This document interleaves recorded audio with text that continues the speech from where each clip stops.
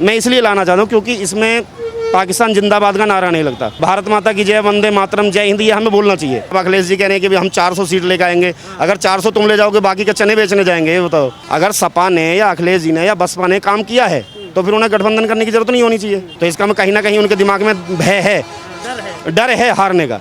कटोरा हाथ में दे दिया बेरोजगार के लिए। कौन सरकार बढ़िया इससे बढ़िया काम कर रही है? पेट्रोल का कहते हैं भाई पेट्रोल 100 रुपये लीटर हो गया।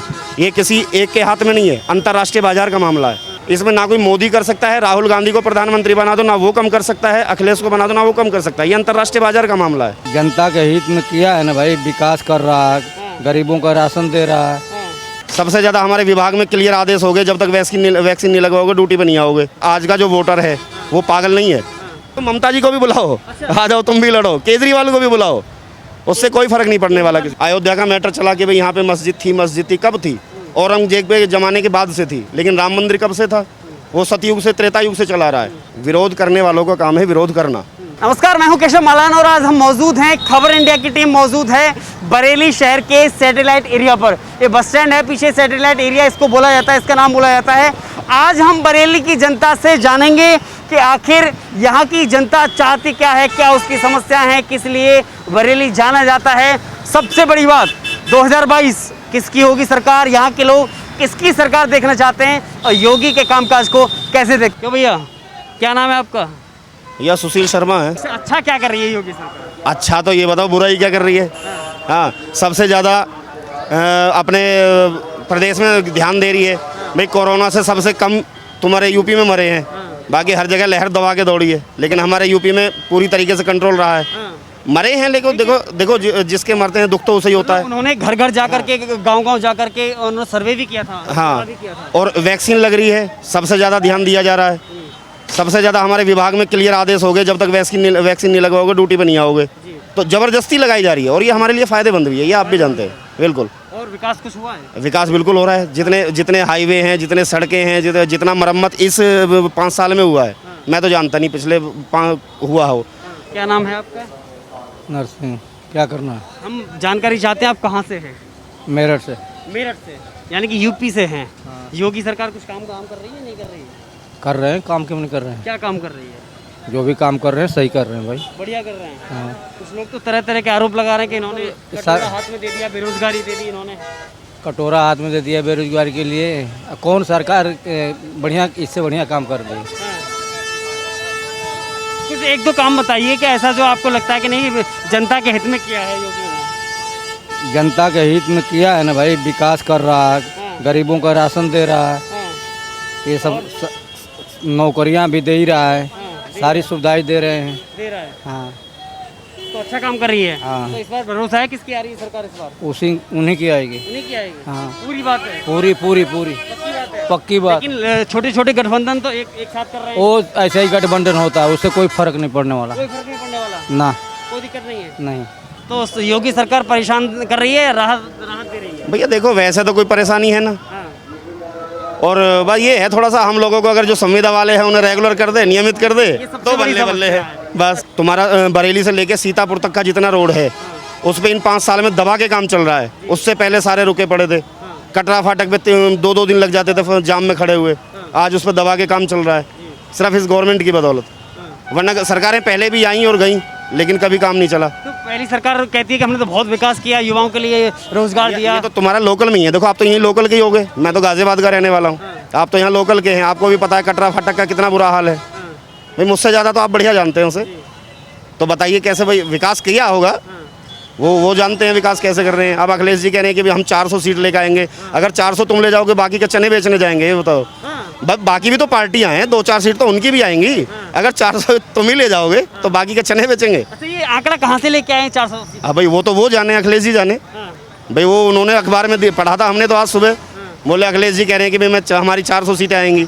अब 400 अगर तुम्हारी आएंगी तो बाकी कहाँ जाएंगे भाई? ऐसा तो नहीं गठबंधन हो रहा है कई पार्टियों? भाई साहब मैं तो मानता नहीं। देखिए आज का जो वोटर है वो पागल नहीं है। हर आदमी जानता है अगर गठबंधन हो रहा है तो किस लिए हो रहा है। अगर तुमने विकास किया है तो तुम गठबंधन क्यों कर रहे हो किसी से? अगर सपा ने या अखिलेश जी ने या बसपा ने काम किया है तो फिर उन्हें गठबंधन करने की जरूरत नहीं होनी चाहिए।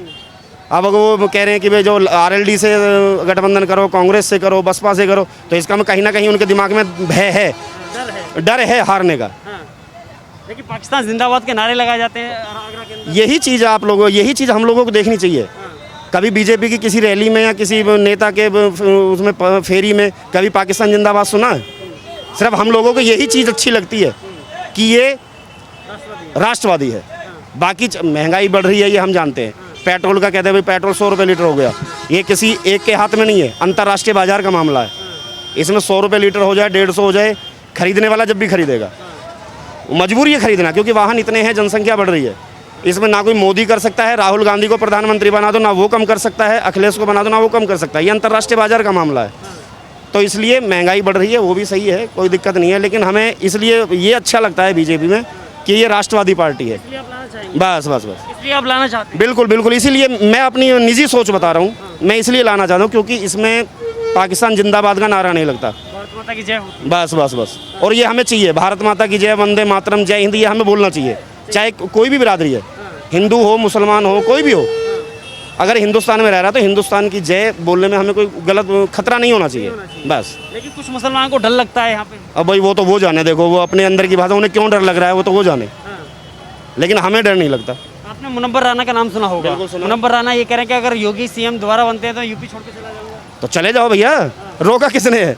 भाई चले जाओ, अगर तुम्हें डर लग रहा है यूपी में, समय से पहले निकल लो। मैं तो कह रहा हूँ यूपी नहीं, तुम हिंदुस्तान ही छोड़ के चले जाओ। मतलब बोरिया बिस्तर बांधना पड़ेगा। बिल्कुल बिल्कुल बांध लो।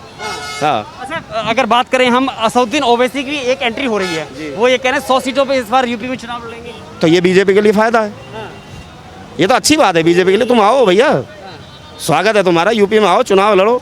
भाई मुसलमान ये कहता है कि हम बीजेपी से खिलाफ हैं, तो भैया ओवैसी के तो संपर्क में जाओगे, अखिलेश जी के संपर्क में, बिरादरी का मामला है। बस बस बस, बिरादरी के मामले में जाओगे तो वो अच्छा है, बीजेपी को फायदा मिलेगा। आ जाओ भैया। लेकिन फिर उसके बाद मैं तो ये कहता हूँ ममता जी को भी बुलाओ, आ जाओ तुम भी लड़ो, केजरीवाल को भी बुलाओ, उससे कोई फर्क नहीं पड़ने वाला किसी। यहाँ भी मुफ्त की घोषणा करेंगे हाँ, फिर? एक बात बताओ, दिल्ली में तो उनसे मुफ्त की योजना पूरी हो नहीं रही, दिल्ली यूपी में कैसे कर दोगे? दिल्ली में तुम बिजली और पानी खरीद करके तब जनता को दे रहे हो, लेकिन यूपी का कैसे पूर्ति कर लोगे? यूपी तो एक देश के बराबर है। देश के बराबर है, दिल्ली का रास्ता ही यूपी से होकर के जाता है, तो कैसे तुम पूर्ति कर लोगे? आपको लग रहा है कि योगी के अलावा और कोई यूपी को चला पाएगा? मुझे नहीं लगता, मुझे नहीं लगता है। तो आपको भरोसा है कि इस बार आएगी तो योगी आएगा? भाई साहब 99% हमें भरोसा है, पूरा भरोसा है। बिल्कुल। अच्छा, आपको लगता है कि मतलब वही एक ऐसी पार्टी है जो इस समाज को बचा सकती है? देखिए इसने, देखिए ये बताइए, अभी कोरोना के दौरान महीने में 2 बार मुफ्त राशन दिया जा रहा है, क्या वो जाति बिरादरी देख करके दिया जा रहा है? नहीं दिया जा रहा है। उसमें हिंदू भी है, मुसलमान भी है, सभी आदमी ले रहा है। और जो भी वैक्सीन लग रही है वो किसी जाति धर्म को देख करके नहीं लग रही है, ठीक है ना।